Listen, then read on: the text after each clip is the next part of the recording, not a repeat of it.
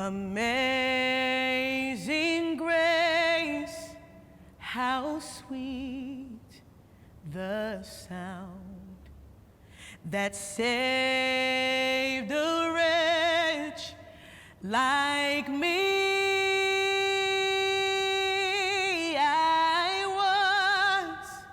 was lost, but now I'm found. Was blind, but now I see. Matau paslaptį, nepaaiškinamą malonę, kaip tai atsitiko. Girdžiu jos balsą, suprantimus, tad ragauju ir stebiu šią saldžią malonę. Nuo šios malonės šventieji dainuoja, jie gelbsti ir išlaisvina netgi tokį vargšą kaip aš. Visatos Dievas nuolankiai lenkėsi, kad gelbėtų mano sielą. Jis mato mane kiaurai ir vis tiek pasirinko mane. Žiūrėk, buvau nudelbęs akis, jos nieko nematė, dengiausi šydu. Tačiau viena akimirka pakeitė mano visą amžinybę, viena auka jam suteikta. Ir kai jį sužeidė, tada man atsivėrė akys. Priėmiau sprendimą ir iš skurdžiaus patapau turčiumi, pakeičiau gyvenimo kryptį. Pakeičiau visiškai, dabar žiūriu į kryžių, keliu rankas iš pagarbos. Oi, kokia ji nuostabi malonė ši. Ir ne tik man, o kiekvienam berniukui ir mergaitei. Visam pasauliui, šiam griūvančiam pasauliui, bejausmiui, šaltam, smerkiančiam, karo draskomam ten, kur našlaičiai gedi. Oi, mums šitaip reikia jo malonės. Malonės nepakeičiamos, nepakartojamos ir neištrinamos. Malonės, kurią reikia girti. Malonės, kuriai turime giedoti, malonės, kuri dalinama visiems.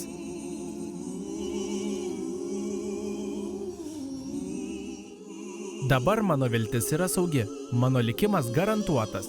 Dėkoju pažadėtojam, kuris mums gerą žada net ir tamsiausią valandą, ar šviečiant saulei. Jo gerumas tai amžinybėje plazdanti vėliava. O dabartis tik žvilgsnis į tai, ką jo šlovė atskleis. Protu niekada nepajėgiau suvokti, ką jo buvimas lems. Tačiau einu į vietą, kuri man skirta. Šią vietą vadinu aš likimu ir vaistu nuo mūsų beviltiško maldavimo. Galų gale mano namai bus dangiškieji.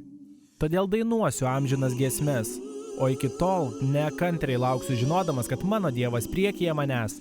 Dabar jis ruošiasi manajam atvykimui, kai būsime šalia. Aleliuja! Mūsų Dievas viešpatauja, mes giedosime amžinybei. Kas mes be jo meilės? Amžinai ją šlovinsime. Šlovė viešpačiui aukštybėse, malonė jo. Ji nuostabi.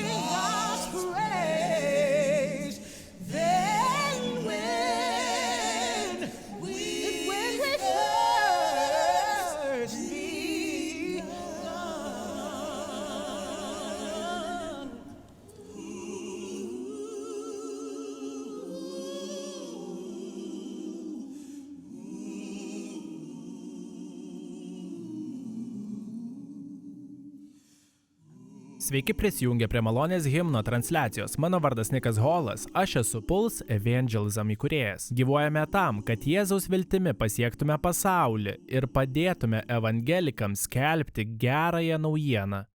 Malonės himnas gyvuoja kaip šventė. Tikiu, kad šį malonės himną pasauliui paskleidė Dievas prieš 2000 metų Jėzui mirštant ant kryžiaus, nugalint mūsų mirtį ir prisikeliant iš mirusiųjų. Po šio įvykio žmonijos choras pasklido po pasaulį švęsti ne to, kad esame pakankamai geri, o tai, kad Dievas įveikė mirtį ir praminė mums kelią. Dabar šį malonės himną švenčiame kartu burdamiesi dainai, dainuojamai beveik 300 metų ir besivadinančiai nuostabi malonė. Tai viena dažniausiai dainuojamų ir daugiausia kartų įrašytų dainų istorijoje. Ją perdainavo visi nuo Elvio, Aretos Franklin iki Johnio Casho. Dainavo Woodstocko festivalyje, ją net grojo Simpsonuose. Ją dainavo, kai Nelsoną Mandelą paleido į laisvę ir ją dainavo prieš daktarui Kingui skelbiant savo Turiu svajonę kalbą. Tai malonės himnas. Turime suprasti, kad jis ne tik apie mus, o ir apie ateinančias kartas.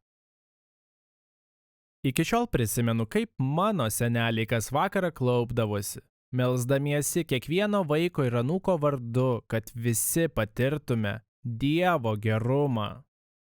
Tokia pati ir mano draugės Miel San Marcos istorija. Jos šeimai buvo atskleista tikėjimo išmintis.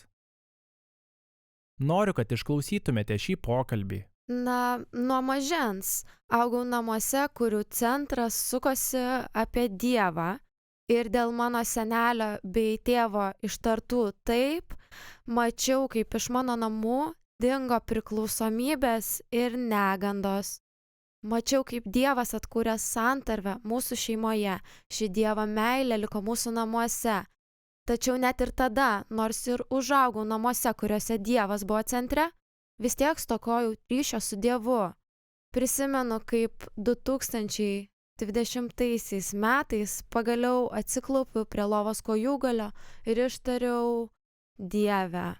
Tai buvo pirmas kartas, kai šaukiausi Jėzaus ir Dievo. Šis susitikimas pakeitė mano gyvenimą ir leido pamatyti, kad Dievas visada man buvo ištikimas. Net kai jo neieškome, jis yra. Jis visada šalia ir visada ištikimas mums. Mačiau dieviškai stebuklą savo gyvenime, nes mano senelis nusprendė keistis. Daug žmonių mano, kad krikščioniškuose namuose užaugę jaunuoliai patys nėra regėję Dievo liudijimo. Vis dėlto, didžiausias liudijimas yra malonės ir tyrumo kupinas gyvenimas, nebepakartojamos kartų klaidos, nebepaliesiančios ateinančių kartų. Tikiu, kad dabar suaugus, didžiausia Jėzaus malonė, kurios liudininku galėjau būti, buvo galimybė užaugti krikščioniškuose namuose, kur Jėzus buvo pažįstamas, kalbėjomės apie jį. Galbūt vienu metu ir nenorėjau turėti nieko bendra su Jėzumi, sakiau, tu matai malonę, Dievo malonę. Kaip šeima galėjome atsidurti kitoje situacijoje, bet girdėjote Valeskos minėtą ir kartu gyvenimus pakeitusi senelio pasirinkimą. Mano atveju tai buvo dėdės sprendimas. Matau, kad jauni žmonės dabar gali gyventi nepriekaištingą gyvenimą, meilės ir malonumo kupiną gyvenimą. Kad mums nereikia savęs užpildyti išoriniais dalykais, jauniems žmonėms nereikia narkotikų, sekso ar įklimpti į priklausomybes. Jiems nereikia gyventi su depresija ir nerimu, gi yra Dievas, kuris savo malonę mirė ant kryžiaus, jis mirė už mus. Jis pirmiausia mus pamilo, dabar mes privalome puoselėti santykius ir priimti malonės dovaną sau. Oh,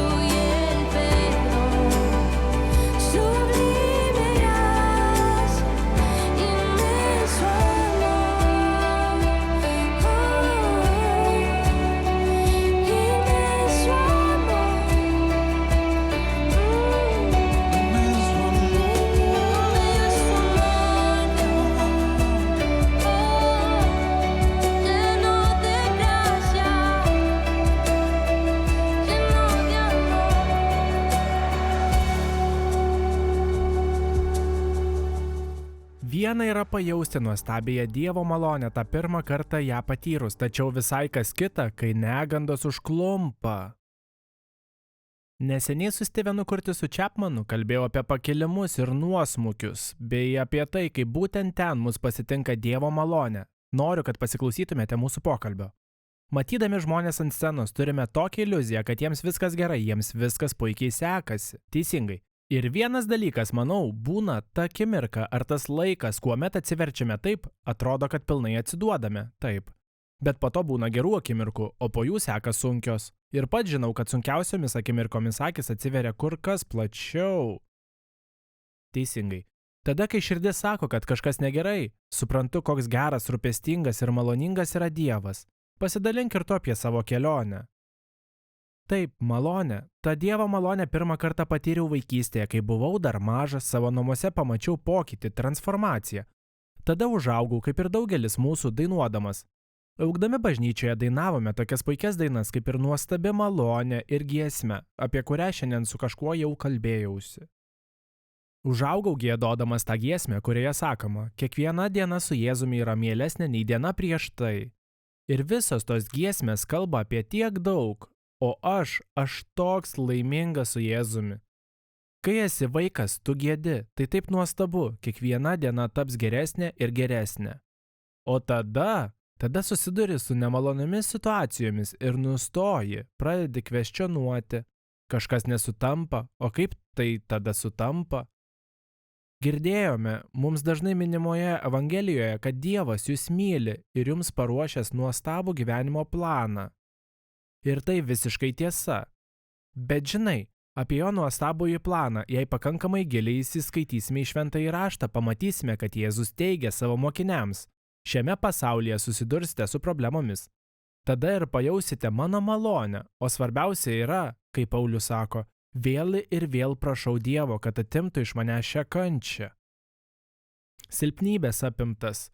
Jis sako, tai mano silpnybė, o jo galia yra tobula, todėl mokausi įveikti savo silpnybės, nors ir norėčiau joms atsikratyti, maldauju Dieve, paimk jas iš manęs. O tada tas nuostabus neįtikėtinas posmas, kuriame sakoma, kad užteks mano malonės. Mano malonė pakankama ir aš pats turėjau daug. Jo malonė pakankama akimirkų savo gyvenime ir savo kelionėje. Kai kurie žmonės, kurie domisi mano istorija, žinos, tai vyko maždaug prieš 15 metų. Mes netekome savo jauniausiosios dukters, praėjus vos kelioms dienoms po jos 5-ojo gimtadienio. Ji tragiškai žuvo per nelaimingą atsitikimą mūsų namuose. Tada nugrimzdau į grumtinę su savimi, kaip Dievas gali būti geras, kaip su tuo susitaikysime, kaip tai išgyvensime. Žinai, tikrai didžiausias klausimas yra, ar galime tai išgyventi. Tikrai daug galvojau apie savo iki tol rašytas dainas. Ar vis dar galiu dainuoti apie Dievo malonę, ištikimybę ir gerumą šios gilios netekties sielvarto, liūdesio, sumaišties ir nesuprantamų įvykių tamsoje?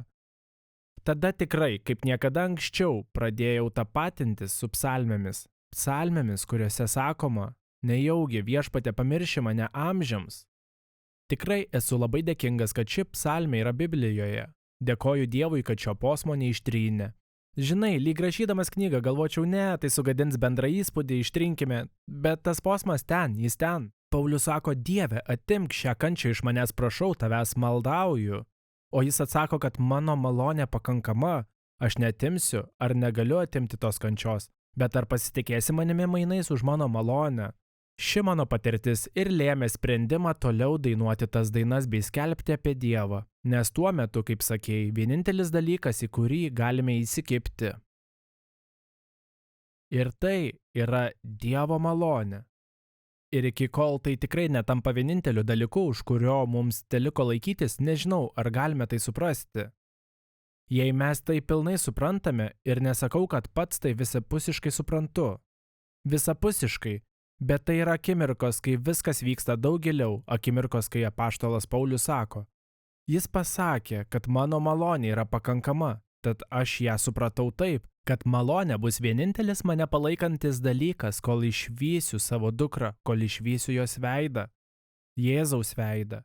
Eini per šį gyvenimą šlubčiodamas, bet vis tiek vėl iš naujo atrandi. Įsitikinau, kad jo malonė vienintelė mus palaiko, kai pasiekėme gyvenimo dugną. Puiku. And the Lord has promised good to me. His word my hope secures. He will my shield and my portion be, as long as this life endures. Aš dažnai žmonėms sakau, kad mano mėgstamiausias dalykas sekant Jėzų kartu yra ir nemėgstamiausias dalykas sekant Jėzų. Tad jums gali kilti klausimas, apie ką šis vyrukas kalba, bet matote, aš užaugau kaimiškoje aplinkoje, Šiaurės Dakotoje. Neturėjau tobulo gyvenimo, daug klydau. Padariau tai, ko nenorėjau, todėl užaugau su didžiuliu kaltės ir gėdos jausmu. Vis dėlto buvau tikintis, lankiausi bažnyčioje. Gyvenimas buvo banguotas, netgi vadovavau jaunimo organizacijai. Ir vis dėlto taip dažnai mano širdis nebuvo atvira Dievui. Jaučiausi lyg apgavikas. Todėl ir sakau žmonėms, kad mėgstamiausias dalykas sekant Jėzų man yra tai, jog jis priima visus, ne tokius kaip aš. Aš žaviuosi šią idėją. Branginu tai, kad Dievas mane įsileido. Atrodo, kad anksčiau negalėjau patekti į jo ratą. Kaina buvo per didelė, tačiau kažkas įsikišo ir ją sumokėjo už mane. Jėzus jis atvėrė duris. Branginu tai. Jėzus kviečia visus, ne tokius kaip aš. Tiesą sakant, tokiomis akimirkomis ir gėdu nuostabią malonę. Malonė nuostabi, koks malonus garsas. Na tai puiku. Žaviuosi tuo, kad jis išgelbėjo tokį vargšą kaip aš. Tai yra mano mėgstamiausias dalykas, bet taip pat ir nemėgstamiausias dalykas sekant Jėzų. Jis sveikina visus, ne tokius kaip jie. Visi savo rate turime žmonių, ar ne? Tų, ant kurių pykstame, širstame, kuriuos teisiame, kuriais abejojame, nemėgstame jų. Ir vis dėlto visada prisimenu šventąjį raštą ir tai, kad šie mano jausmai apibūdina mane, o ne juos, nes nuostabi Dievo malonė gaubia ir juos. Būtent 18 amžiuje naujųjų metų dieną Džonas Newtonas parašė ir išleido šią dainą, pirmą kartą užgiedojo bažnyčioje. Vis dėlto Džonas Newtonas nebuvo šventas. Iš tiesų, kalbėdamas apie praeitį, save jis vadino didžiuoju piktžodžiautoju. Keikdavo, be reikalo kartodavo Dievo vardą ir buvo nuodėmingas. Iš tiesų, jis net buvo vergų laivo kapitonas ir daugelį metų skriaudė, išnaudojo žmonės, kol vieną kartą pradėjo šauktis Dievo vardu. Atrodė, kad laivas tuoj suduš. Kažkas iškrito per borto, jis pradėjo šauktis Dievo, pasakė: Dieve, ar pasigailėtum manęs? Pasigailėk manęs. Matote, šio žodžio gailestingumo prašome Dievo žinodami, kad nesame verti jo gerumo, mes nusipelnėme jo teismo. Taip, Džonas Newtonas ir pasakė: Dieve, pagailėk manęs. Praėjus dešimtmečiams pasikeitus jo gyvenimo krypčiai, jam dirbant pastoriumi, Newtonas parašė šią giesmę Nuostabi malonė. Matote, tai yra nuostabiausia Dievo malonė, kuri mus apkabina ir keičia. Pristatydamas šią giesmę savo kaimo bažnyčioje, Džonas Newtonas apmąstė Dovydo maldą. Pirmojoje Kronikų knygos 17 skyriuje Dovydas sako: Dieve, kas aš esu? Kas aš toks ir kas tokia manoji šeima, kad atkreipė į mus dėmesį? Matote, tokia visos žmonijos istorija. Jūs ir aš, mes nusipelnėme Dievo rūstybės. Kodėl? Kadangi meluojame, apgaudinėjame, vagiame, neigiame įkalbame apie kitus, laikome širdise neapykantą, o kartais nekenčiame savęs. Tikiu, kad dėl to didžiajame įsakyme Jėzus sako: pirmiausia, turi mylėti viešpatį, savo Dievą visą širdimi, sielą, protu ir jėgomis. Antra, turi išmokti mylėti savo artimą taip, kaip myli save. O tu ir aš, mes taip dažnai nemylime savęs ir nesame švelnus sau. Žmogus, kuriam labiausiai reikia malonės, tai aš. Matote, štai iš kur ši nuostabi malonė atkeliauja. Dievas mus pasitinka, nors ir nesame tobuli. Štai kodėl šis himnas malonė yra toks, koks yra. Štai kodėl visi nuo Elvio Preslio iki Johnio Cash'o iki Aretos Franklin ir net Nedo Flanderso iš Simpsonų dainavo šią dainą. Žmonijos širdis šaukia, trokšdama patirti nuostabią Dievo malonę. Nors ir nusipelnėme mirties, jis dovanoja mums gyvenimą ir meilę. Jis keičia mus iš vidaus. Štai, todėl apaštalas Paulius ir sako, malonė mus išgelbėjo. Tai nuostabioji malonė, tai himnas maloniai, kartu suburiantis kiekvieną gentį, kalbą ir tautą. Nereikia girtis pinigų gausa ar trūkumų, kokie esame geri ar blogi, ką padarėme ir ko nepadarėme. Bet mes susibūrėme ir sakome, kad mūsų valios neužtenka, todėl mums reikia Dievo malonės. Būtent tuo Jėzus ir krikščionybė išsiskiria iš visų kitų religijų žemėje. Matote, visi kiti tikėjimai, bet kuri kita religija sako, kad turite atlikti visus šiuos dalykus, kad būtumėte pakankamai geri Dievui. Jei pakankamai dažnai lankysitės šventykloje, jei pakankamai lankysitės bažnyčioje, jei pakankamai lankysitės šventykloje ar mišiose, jei pakankamai lankysitės mečetėje, jei pakankamai kartų melsitės, jei apsilankysite ten ir ten, tada būsite pakankamai geras. Tai alinantis, nesibaigiantis, mano amžinybę, santykius ir egzistavimą kvestionuojantis klausimas, ar jis tikrai mane myli ir vis kažko man trūksta. Tačiau tikėjimas Jėzumi nėra apie viską, ką reikia padaryti dėl Dievo. Jis kalba apie tai, kad Dievas atėjo ir padarė viską už jus. Biblijoje rašome, kad labai retai kas nors miršta už gerą žmogų, tačiau Dievas mums parodo savo meilę tuo, kad kol buvome nusidėjėliai, Kristus mirė už mus. Ir Paulius sako, malonė mus išgelbėjo, tikėjimas tai dovana. Išgelbėjo ne darbai, todėl šis nuopelnas ne mūsų.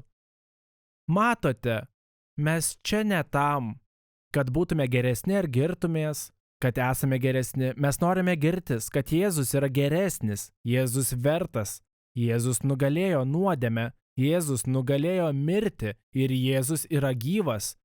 Jis gyvas, jis kviečia tave ir mane sugrįžti namo. Tai yra malonės himnas. Tad ir jūs ir aš galime būti šios giesmės dalimi, nes jis mus išgelbėjo, jis suteikė mums gyvenimą, jis leido mums pasikeisti.